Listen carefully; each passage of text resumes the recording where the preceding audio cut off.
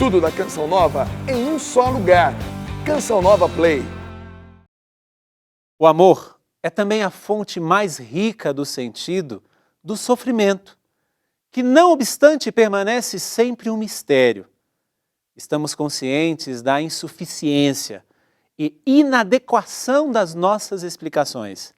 Cristo introduz-nos no mistério e ajuda-nos a descobrir o porquê do sofrimento, na medida em que nós formos capazes de compreender a sublimidade do amor divino.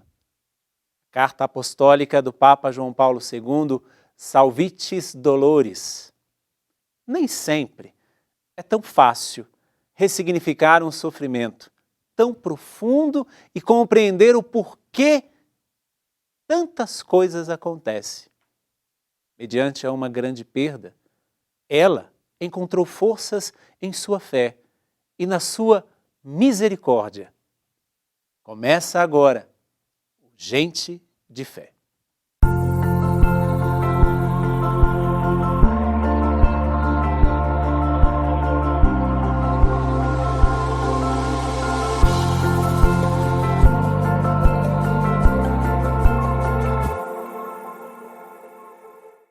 O que nós acreditamos não é o Deus apenas que faz milagres e que esses milagres puramente sensacionalistas, mas é um Deus que caminha conosco mesmo na dor, mesmo nas perdas.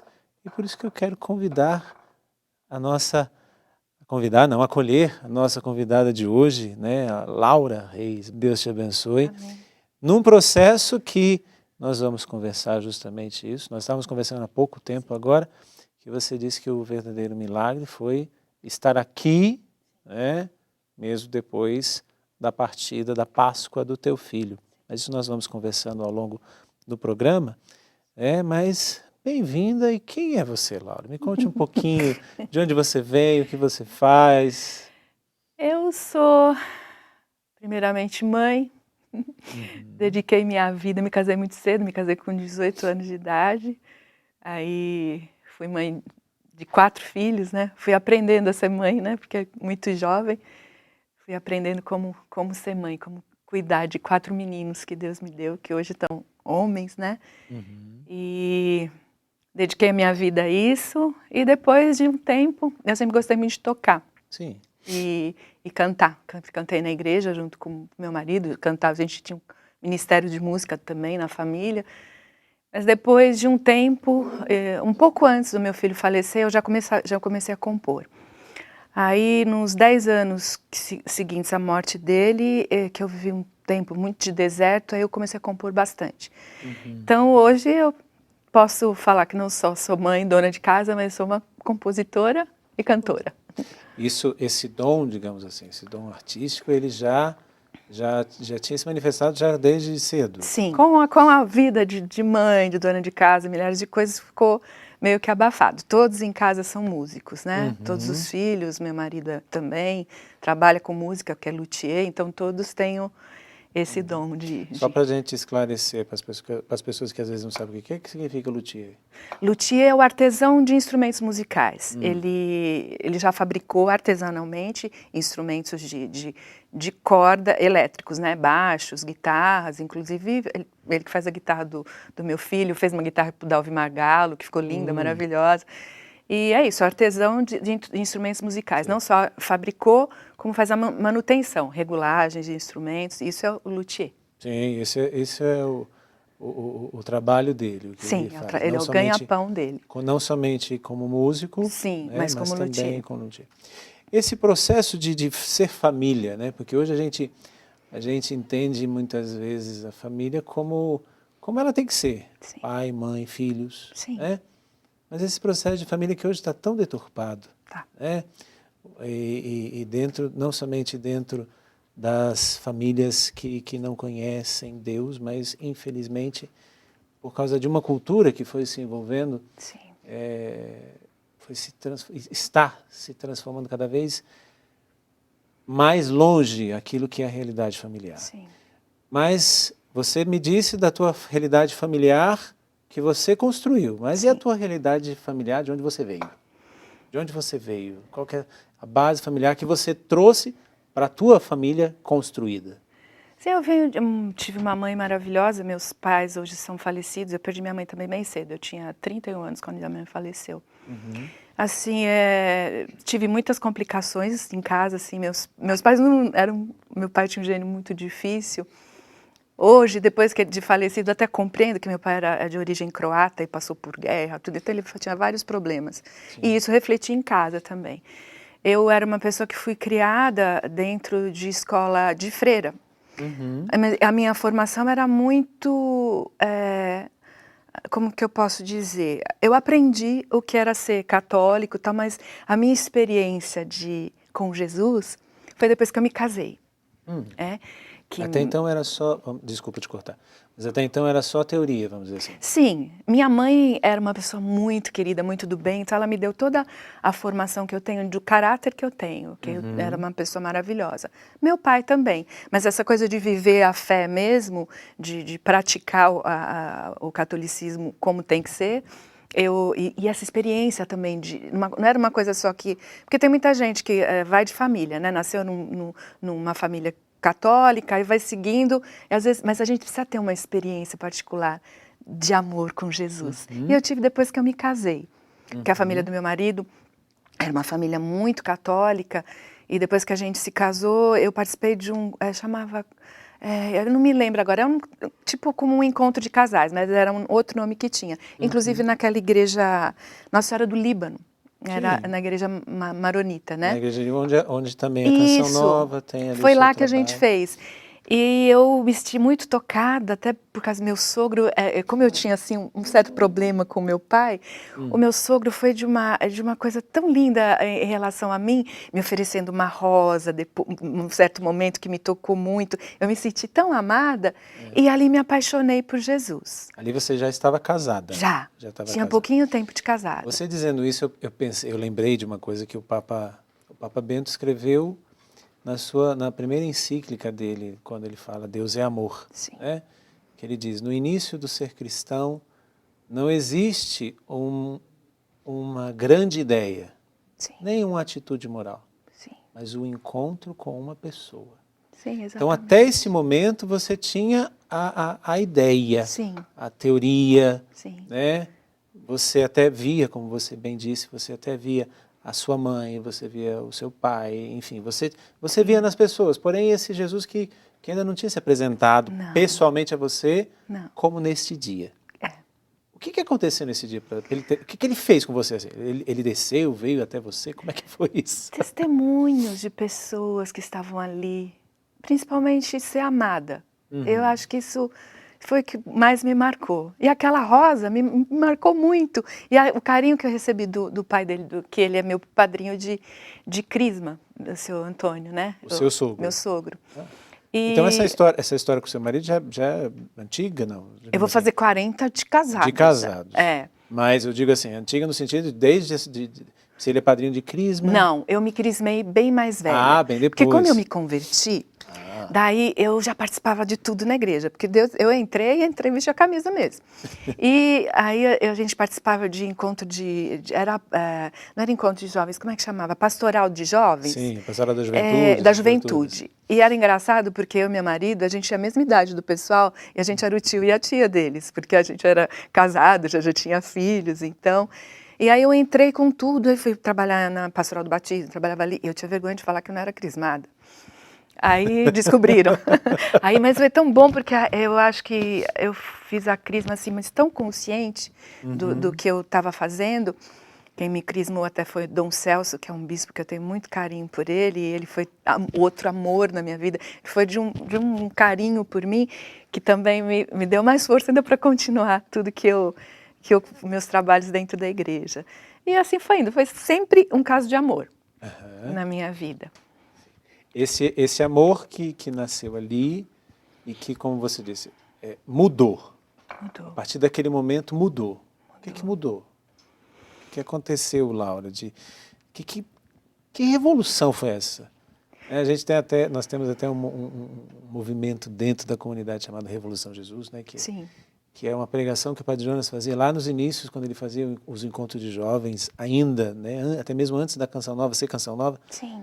dessa revolução de Jesus, porque Jesus causa essa revolução Sim. a partir do momento que nós temos esse encontro pessoal com Ele. Sim. Que revolução foi essa que aconteceu na sua vida? Então, me sentindo amada, aí eu comecei a descobrir quem era esse Jesus na minha vida, a história.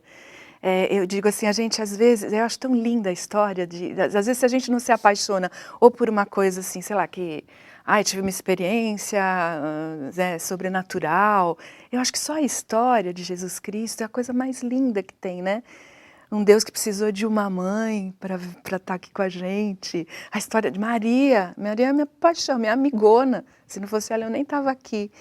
E assim foi esse caminho. Tanto que quando eu passei tudo o que eu passei, que a gente vai chegar lá, Sim. eu senti momentos que eu não briguei com Deus. Eu não fiquei de mal dele de tudo, mas fiquei meio chateada, assim, né? Uhum. Dizem até que eu tinha esquecido disso, que eu tenho um altarzinho na minha casa, que eu virei meus santinhos tudo de costa. Até Nossa Senhora. Fiquei Depois meio do acontecido. que eu fiquei o primeiro ano de luta muito complicado, né, para todo mundo. Então eu fiquei meio que de mal dele. Mas aquilo que queimava lá dentro de mim, a chaminha fica pequenininha, a gente fica mais fragilizada. É uma coisa terrível você perder um filho e antes de uma mãe. Mas não tinha como largar dele. Eu até brigava com ele. Não tem como eu largar de você. Eu não quero falar com você. Não vou rezar. Não quero conversar. Deixa eu quieta. Mas aquilo lá queimava. E aí, eu fui começando. Eu preciso chegar lá depois que eu for contar o que aconteceu com o meu Daniel. Mas a chaminha ficava fraquinha, mas as coisas foram acontecendo e eu comecei a soprar. Aí é que nem brasinha, né? Que a brasinha fica de repente. Não tinha jeito de largar dele, né? Não tinha jeito. E foi o que me sustentou. Eu digo, se eu não tivesse fé, nem pelo amor que eu tenho pelos meus filhos, pelo meu marido, os que ficaram, eu não tinha aguentado chegar até aqui. Eu quis tocar nesse assunto antes, né, para dizer, nós nunca sabemos quando vamos precisar da nossa fé. Uhum. Ninguém tem fé de usar somente no momento em que nós precisamos dela. Exatamente.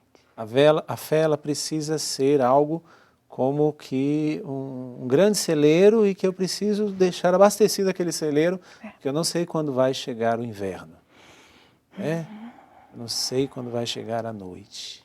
Então essa fé ela precisa estar ali. Eu quis pegar esse gancho, pegar essa experiência, pegar esse encontro pessoal com Jesus, para poder chegar no que nós vamos chegar da situação do falecimento do seu filho, porque se você não tivesse feito a experiência com Jesus, se você não tivesse conhecido esse tal de Jesus, ou se você tivesse conhecido ele somente pelos livros, somente pela catequese, ou somente, como você disse, que até este dia da entrega na rosa, enfim, nada disso tinha acontecido. Sim. E eu não sei se eu estaria aqui entrevistando você. Sim. Né? Você poderia estar numa clínica psiquiátrica, você poderia já ter feito uma loucura, qualquer coisa nesse sentido, porque é a única dor que não tem nem nome. É a dor de uma mãe que perde um filho. Mas nós vamos conversar no próximo bloco sobre isso, mas eu quero provocar você justamente nisso, né? Pense em uma coisa. Você pode estar vivendo a mesma coisa que a Laura ou conhecer alguma pessoa que vive essa dor também. Mas não se engane. Ninguém tem fé de improviso. Mas os imprevistos sempre acontecem e os imprevistos sempre vão nos exigir uma fé pronta, não uma fé de improviso. A fé precisa ser pronta, não improvisada. A sua fé é uma fé pronta, de prontidão, ou é uma fé improvisada? Essa fé improvisada não existe. Quando eu precisar eu vou buscar Deus. Isso é uma fé improvisada. Uma fé de prontidão é aquela. Aconteceu, Senhor, me acode agora. Fica pensando. Daqui a pouquinho nós voltamos com gente de fé. A sua fé é de prontidão ou a sua fé é uma fé improvisada? Fique sabendo que a fé improvisada não existe. Que fé improvisada é esta, padre? Aquela fé que a gente pega quando acontecem os imprevistos da nossa vida. Esta não existe. Uma fé de prontidão é aquela que te coloca em pé, pronto, pronta, quando mais nós necessitamos. Que foi o que aconteceu com a Laura. Este encontro com Deus, você lembra que dia, que mês, que anos, as coisas? Foi 78. 78. Faz então, tempo. este encontro lá em 78, há 40 anos atrás, né, que te sustentou durante esses anos todos até chegar no cume da perda de um filho. Mas antes de falar da morte dele, Sim. como é que são os seus filhos? O que vocês fazem juntos? Que família é esta? É a família Tiguez, que o Tiguez agora sabe, eu sou Laura Reis, mas Tiguez eu era sempre, porque o Tiguez é o apelido dele, que acabou virando o nome da marca, né, dos instrumentos dele. Então a gente fala família Tiguez. Vários homens na minha vida. Eu sou a mulher eu tenho um harém na minha casa. Você reina sobre eles. Reino, eu sou a rainha entre os homens. E como eu disse, casei muito cedo, tive o Demian, achei que ia ficar só com ele, aí Deus confiou muito em mim, não sei como, que eu falei, olha que eu não sou tudo isso que você está imaginando, mas me deu 4 filhos. E como eu disse, eu e meu marido, que eu tinha 18, ele tinha 19 para 20, então a gente foi aprendendo a ser pai e mãe. E aí tem o Demian, que tem 39, tem o Dani teria 35, o Diego fez 32 e o Davi 27. Acho que é isso. Eu esqueço às vezes. Então é Demian, Daniel, Diego e Davi. E Davi. Nós sempre fomos uma família católica. Eu só deixava de ir à missa quando eu estava de resguardo. Imagina eu levar, às vezes, ia com os 4. Era conhecida, né? Mãe ET, porque nenhum era muito comportado, não. O Davi, então, assistia a missa na praça. Eu vivia correndo atrás dele para trazer para a missa. Tinha uma energia e tanto. Ave Maria, todos eles eram muito danadinhos. Eu digo que era mais calminho. Mas sempre levei meus filhos comigo. Eu não era aquela mãe de falar, vai na igreja, precisa ir na igreja, não ia. Não, eles iam junto comigo. Sim. É lógico que todos tiveram seu tempo de ter essa experiência com Deus, né? Porque, como eu falei, a gente ensina, depois eles têm que ter a experiência Jesus. Do jeito deles, né? Cada um é cada um, a gente não é parafuso. E a gente tinha uma vida normal, de luta para sustentar 4 filhos, não era fácil. Músico, depois que ele foi ser luthier, eu falo que a gente é um milagre, que vida de músico não é fácil, mas a gente conseguiu criar os 4. Todos foram para o mesmo caminho de músicos, né? O Demian e o Diego hoje estão no Anjo Resgate, né? Mas sempre eles viveram de música antes de entrar. Primeiro foi o Demian, que ele sempre viveu de música, dava aula, tocava na noite, até ele entrar para o Cerimônia, que era uma banda de heavy metal, sim, católico, muito bacana. Sim. Infelizmente não acabou. Inclusive esses dias tempos atrás, nós entrevistamos também o Danilo. O Danilo, sim. E aí saiu do Cerimônia e de repente veio o convite para o Anjo Resgate, e tem toda uma história com anjos de resgate, né? Mas primeiro deixa eu terminar para chegar lá. Aí foi o Demian tocar no Anjos, e acho que o Demian já está há uns 10 anos quase no Anjo Resgate, e o Diego entrou, vai fazer 4 que ele está no Anjos. E a gente sempre foi uma família assim, de igreja, a gente tinha um ministério juntos, né, com a família toda. O Dani também participava. Vocês seis sempre estiveram presentes. A gente é muito juntinho. Juntos, rezavam juntos, iam para a missa juntos, depois sim. Se descobriram, digamos assim, foram se descobrindo também músicos juntos. Sim. E fora viver financeiramente da música, né? Depois que eles foram descobrir a missão deles, sim, com o Anjo Resgate. O Anjo Resgate foi uma história muito bacana, porque Meu filho Daniel gostava muito de anjos, né? Sempre ouvia muito. A gente tocava a música dos anjos. Naquela época tinha Barzinho de Jesus, um monte de coisa. Aí a gente participava de muitas coisas assim. Tínhamos um grupo de jovens na paróquia de Santa Terezinha, onde eu moro perto de Santa Terezinha do Menino Jesus, na Bosque da Saúde. Era um grupo muito grande de jovens. Na cidade de São Paulo, né? Sim. E a gente já tinha esse trabalho. E os meus filhos também estavam com um CD pronto, com músicas autorais do Diego. Ele fazia as letras e os outros compunham a música juntos. Já estava indo para uma gravadora, já estava tudo encaminhado quando aconteceu. Isso foi em 2002, o acidente. E aí, tudo isso já estava engatilhado, aí veio esse tsunami na vida da gente, né? Deixa eu só perguntar, o acidente aconteceu, ele estava no carro, como é que foi o acidente em si? Sim, na verdade a gente fala acidente, mas foi um crime de trânsito, porque a pessoa estava embriagada, né? Que provocou tudo, e era uma Semana Santa. Uhum. Nós participamos, inclusive a última coisa que eu fiz com o meu Daniel foi aquela celebração da Sexta-feira Santa, né? Uhum. Que é longa, tem a adoração da cruz, é isso, né? Sim, Que isso. a imagem de Nossa Senhora das Dores. E foi a última coisa que a gente fez juntos. A gente lembra até da gente indo assim na fila, a beijar a cruz, e olhei bem Nossa Senhora das Dores, mal sabia que eu ia passar uma espada também, ia transpassar meu coração naquela madrugada. Aí nós fomos para casa e ele falou: mãe, eu vou sair com o Fabinho. O Fabinho era um amigo mais velho, que na verdade ele era amigo do Demian. Ele tinha perdido o pai há pouco tempo, e o Demian estava namorando, não estava tão próximo. O Daniel era uma pessoa que gostava de ajudar todo mundo. Acabou se aproximando do Fábio. Eles saíram. Eu até falei: Daniel, não vai não, fica em casa. Ah, mãe, eu volto logo.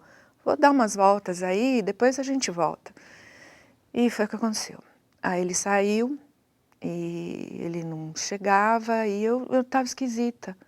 Eu fui rezar, eu senti uma coisa ruim. Aí eu falei: meu Deus do céu, o que eu estou sentindo? Um negócio no coração, um negócio não estava bom. Aí meu marido estava na sala, sentadinho, minha casa é um sobrado. Eu estava no quarto com essa agonia. Eu lembro que eu desci na escada, olhei para ele e falei: o Dani não veio ainda? Não sei. Ele falou: não, mas ainda é cedo. Eu falei: não sei, estou com uma coisa ruim dentro do meu coração. Liga para ele. Aí ele ligou o celular do Dani. Eu ainda ouvi, depois no Viva Voz ainda ouvi ele falando: mãe, daqui a pouquinho estou indo, daqui a pouquinho estou voltando. Vim jogar videogame, a gente resolveu jogar videogame na casa, não sei de quem, lá que eu não me lembro agora, e já estou voltando. Aí não voltou. 5 horas, aí eu já estava agoniada, aí não conseguia falar com ele mais. 5 horas da manhã, toco o telefone, era do Hospital das Clínicas, eu atendi. Eu tenho que falar exatamente o que aconteceu, tá? Sim, sim. Fique à Eu atendi o vontade. telefone, lá do outro lado falou: boa noite, bom dia, aqui é do Hospital das Clínicas, já me deu um negócio. Daniel Padovan Lopes. Moço, o que aconteceu? Aí um acidente. Quando ele falou isso, eu já gritei pro Tiguês, pelo amor de Deus. Dei o telefone para ele. Aí me deu um negócio. Eu tenho que falar o que eu vivi. Sim, sim, sim. Eu senti uma coisa tão horrível dentro de mim. Era como se tivesse arrancado tudo de mim. Parecia que eu estava oca por dentro, um gelado. E o Tiguês falando, eu ouvindo aquele negócio, ele falando lá longe. Ah, como assim? Como assim? Aí me deu fiquei louca. Eu me arranhei toda. Eu deitei no chão, eu fiquei caída no chão. Falava: pelo amor de Deus, se acontecer alguma coisa grave, não adianta falar, eu sinto que não está bom, não está alguma coisa ruim. Aí não tinha ninguém em São Paulo. Por ser Páscoa, tinha gente que tinha viajado, o pessoal de grupo de oração também estava não sei aonde, tinha gente que estava até na Canção Nova. Eu não conseguia achar ninguém. Nós ligamos para amigos nossos que estavam aqui em São Paulo, que os filhos participavam do grupo de oração da gente, a Irene e o Ademar, e o Augusto e a Anice, que hoje são membros da Canção Nova. Ele é meio que irmão do Tiguês, um irmão adotivo, né? A família do Tiguês cuidou do Augusto uma época da vida dele. E chamei os dois. Aí eles chegaram, os homens foram para o hospital das clínicas Contiguês e eu fiquei ali, naquela situação. Aí eles foram me acalmando um pouco, eu fui, sei lá, ficando num estado, sei lá como eu fiquei. E aí eles chegaram e realmente falou que estava difícil. E aí assim foi, ele ficou 9 dias em coma. Eu demorei uns 3 dias para conseguir visitá-lo, porque eu não conseguia. Aí o padre lá da paróquia que a gente frequentava, e nisso também, como era aquela semana de Páscoa, isso foi de sexta para sábado, né? Da sexta-feira santa para o sábado, o povo todo do grupo de jovens começou. O padre deixava a igreja aberta durante a madrugada para a gente, com o Santíssimo exposto. A gente ficava ali o tempo inteiro em oração. Mas todo nesse processo eu demorei 3 dias para conseguir. Aí falaram com o padre veio, falou, eu vou com você para o hospital. Aí eu lembro que a gente chegou, ele me deu comunhão. Aí eu entrei na UTI. Eu só tinha entrado na UTI quando minha mãe faleceu e foi muito difícil. Era só velhinhos na UTI e aí parecia que não chegava nunca a cama do meu filho. Eu comprido até eu chegar e ver ele ali. Eu já olhando, já percebi que era muito sério. Ele estava com um colete, né, que não foi tirado.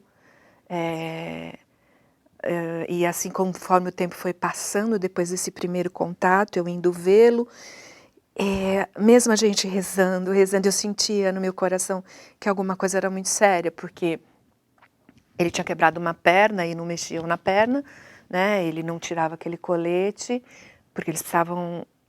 O cérebro que estava... Ele teve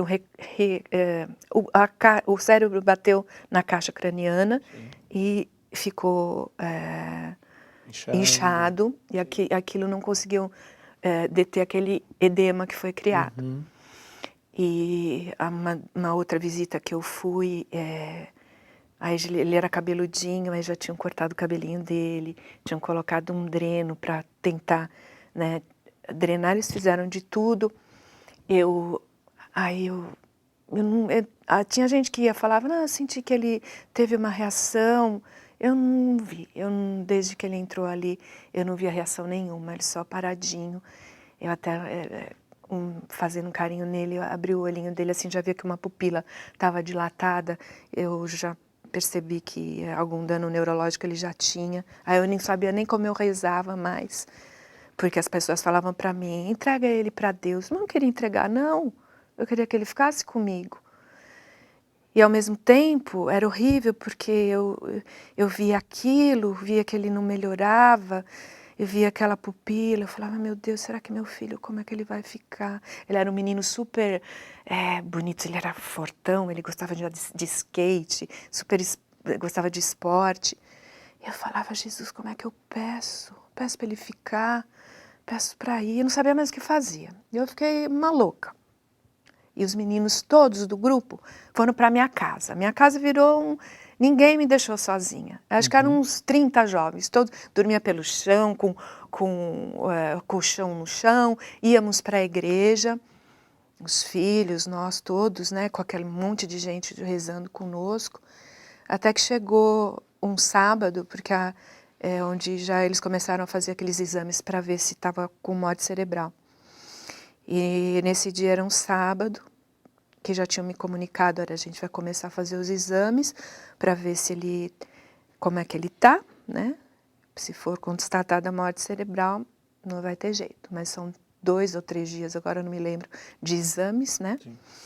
E era esse sábado, foi todo mundo para a igreja, eu lembro que eu estava na frente do sacrário, e cheio de gente. Aí todos eles rezaram por mim. Aí nesse dia... eu fui no sacrário e falei para Jesus. Eu falei, ai, Senhor, eu não aguento mais. Não aguento mais ver isso, tudo que eu estou vivendo. Se for da tua vontade. Ele já foi meu 19 anos. Isso foi um presente que você me deu. Aí demorou, mas eu falei, se for para o senhor levar, pode levar. Ele é teu, antes de ser meu. Aí foi. Voltamos para casa. Aí eu lembro que eu fiz a última visita para ele, que foi... Eu preciso falar, né? Posso falar, né? Claro. Como foi. porque é exatamente como foi. Aí eu lembro que eu entrei, foi como se tivesse me despedido. É engraçado, né?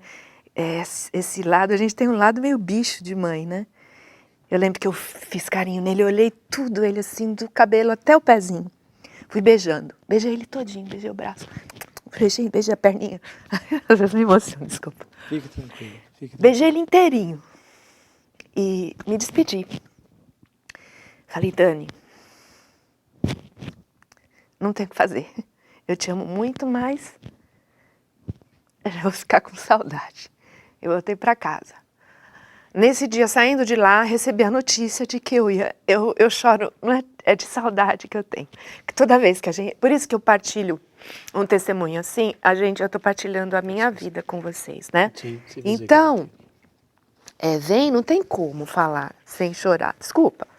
E para você, até para que possa manifestar. Sim. Porque essa é a dor de mãe. É dor de mãe. Mas existe também a tocar no realidade assunto. que envolve toda a família. Sim. E aí também tem gente que quer falar com você ali. Olha ali naquele vídeo. Mãezinha, a gente está aqui para falar o quanto você foi importante na nossa caminhada na igreja. E quantas vezes você obrigou a gente a ir para a igreja, né, de manhã, a gente, desde pequenininho. Nós três, né, até na época do Dani. E mesmo com a perda do Dani, né, que ele acabou falecendo, você continuou na caminhada, nas suas orações. Então isso para mim é um exemplo de fé, né? E que faz eu continuar na igreja até aqui, que me incentiva muito. Fala um pouquinho aí, Di. Inclusive também, mamãe, quero te agradecer e dizer que realmente a maior herança que um pai pode deixar para o filho é essa herança espiritual, essa base espiritual que é pro eterno, é o que mais vale. Então a gente está aqui para te agradecer muito e testemunhar também a importância disso, dizer que cada momento que a gente teve conversas, cada vez que você levou a gente para a igreja, isso aí não tem preço. E então, espero que você esteja orgulhosa da gente, do caminho que a gente trilhou aí, e que Deus abençoe a todos. Valeu. Nossa, Esses são os... sacanagem, padre. Meu Deus do céu. Mas Misericórdia. por que eu fiz questão de trazer? Até porque foram eles que quiseram estar aqui. Que lindos, danados. É porque foram eles que quiseram amado. estar aqui. E Ai, eu Senhor. disse que... Porque eu sempre ouvi dizer que a mãe, ou o pai, a mãe principalmente, ama cada um. Ela não ama todos. Cada um. Exato.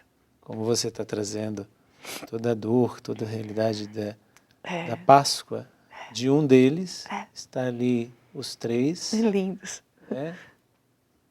Mas depois deste processo, da Páscoa do teu filho, Sim. houve ali a Sexta-feira Santa, Sim. Nossa Senhora das Dores. Sim. A Virgem das Dores que viveu o mesmo processo que você. Este mesmo processo que te levou a fazer uma experiência de uma dor que não tem nome. Não. E como é que foi depois? Então, primeiro ano foi bem complicado. Que ano foi isso? Desculpa. 2002. 2002. Eu fiquei assim, um ano sem... Não deu quase um ano, acho que deu uns 8 meses. Eu não conseguia olhar no espelho. Eu não sei por quê. Deve ter alguma explicação. Mas eu não conseguia me olhar. Não sei se eu queria olhar para mim, não ver... Falar, não aconteceu isso comigo. Eu vou só segurar aqui um pouquinho. Porque nós vamos para o intervalo. E até para que você possa ter um tempo bastante para se recuperar agora, tomar uma aguinha. Isso. E depois voltar a conversar isso daqui. Tá Mas eu quero deixar para você essa pergunta. Sim. A mãe tem uma dor que não tem nome, a perda de um filho. Será que você viveu essa dor? Como você iria reagir dentro dessa forma? Não com uma fé de improviso, mas somente com uma fé de prontidão. Saia daí, daqui a pouquinho nós voltamos com Gente de Fé. Fé de improviso não existe. É preciso que nós tenhamos uma fé de prontidão. Estou conversando hoje com a Laura Reis, que agora está de óculos, né, Laura? Porque o povo da produção te fez chorar um pouquinho. Pois é. Né? E nós estávamos falando, e você continuou dizendo, depois deste processo, Sim. porque agora é preciso entrar num processo de ressignificar a própria vida. Isso. Como é que foi isso?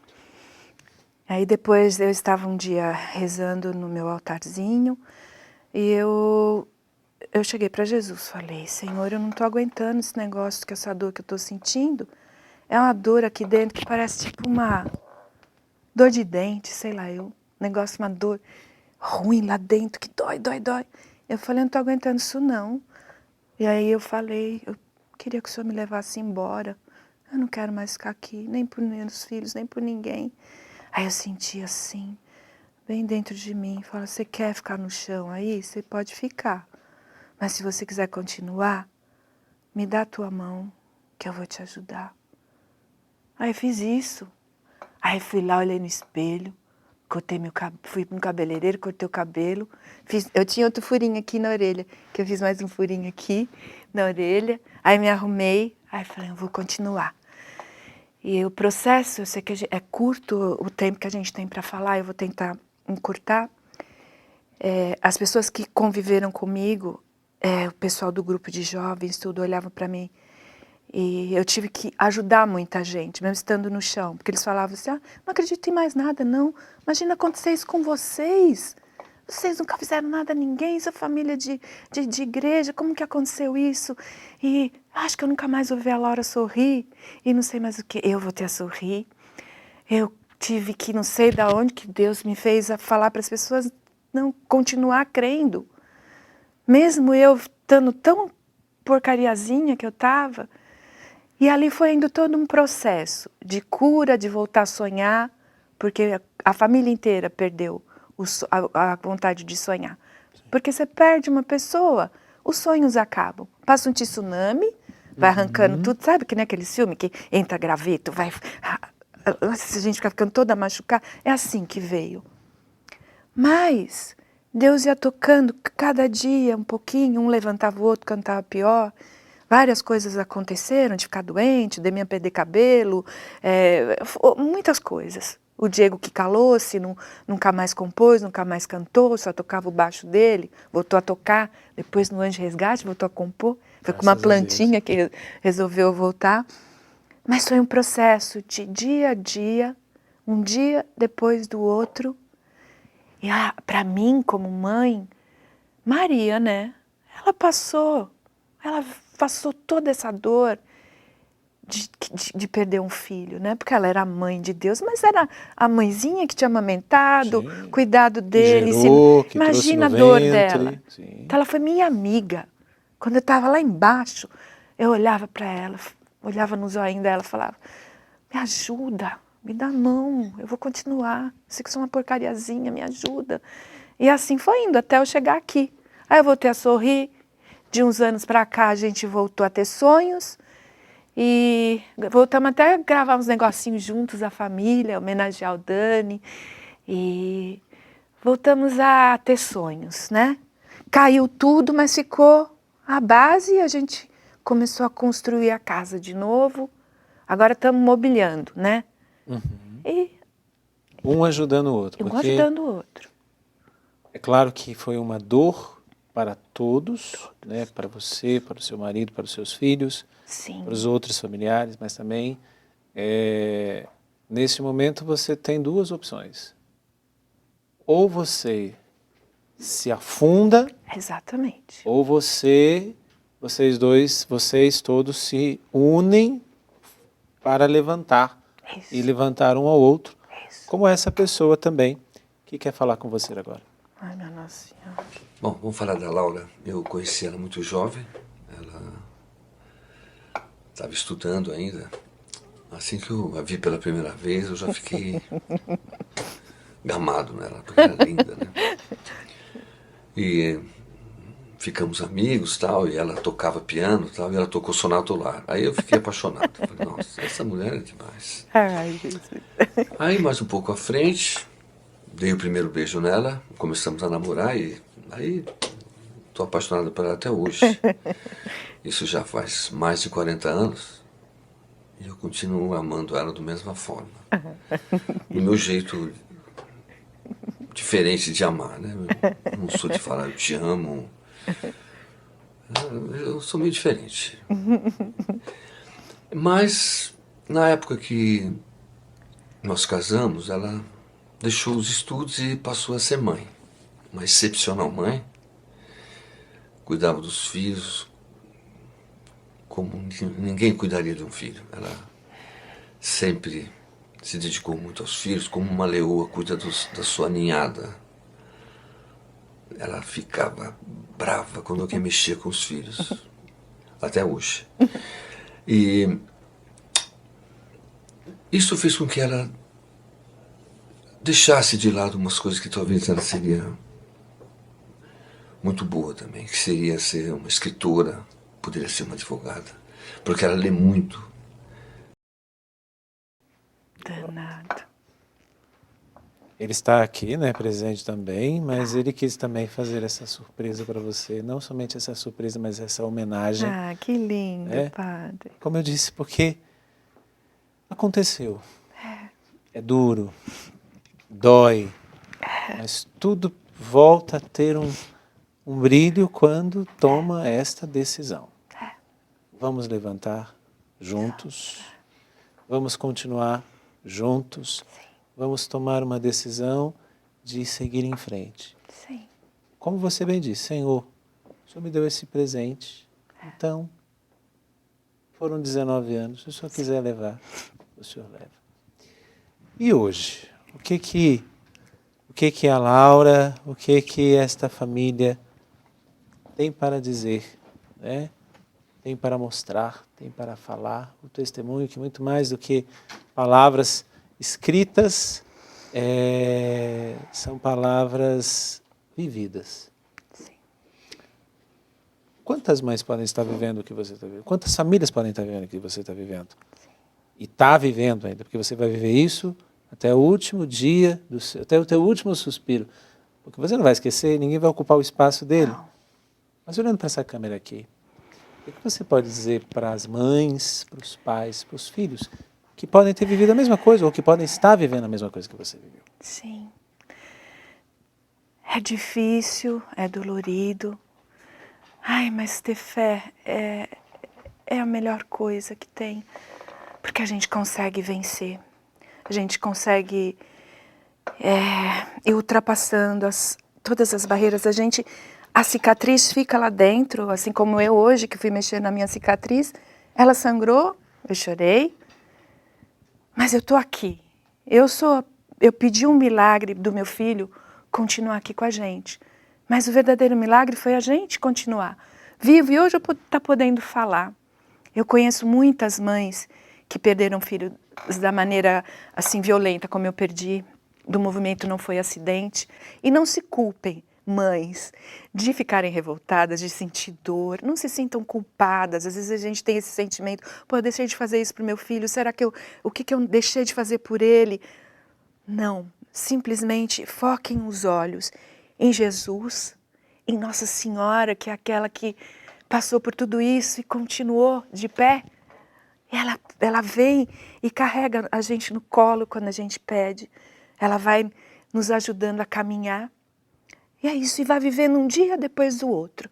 Não pense nem lá atrás para não ficar deprimida, nem pense no futuro para não ficar com ansiedade, que vivamos o presente, que já tem um nome de presente, que Ele nos dá todo dia, e procura viver assim como eu faço. Hoje tudo que eu faço de bom, eu faço pelo Dani que não conseguiu fazer, as coisas que ele não conseguiu viver. Né? Se eu vou cantar, canto por ele. Se eu vou fazer alguma coisa muito feliz, eu lembro dele e estou fazendo por ele. E eu sei que lá no céu, a gente tem os nossos intercessores, nossos lindinhos. E você já tem alguém que você gerou Sim. no céu intercedendo por você. Por nós, Não mães, somente alguém que intercede por você, mas Sim. alguém que você trouxe no ventre. um pedaço seu Sim. no céu, um pedaço do seu marido no céu, justamente para interceder por vocês. Isso. E que agora nós terminamos este programa com esta canção, com este clipe que vai agora você ter a oportunidade de também ver como esta homenagem, né, que foi feita e que é feita, enfim. Mas eu quero te agradecer muito por ter vindo. Claro que teríamos muito tempo ainda para falar, porque eu imagino o que tem aí dentro do coração desta mãe. Mas a você, eu volto a provocar somente nisto. Qual que é a sua fé?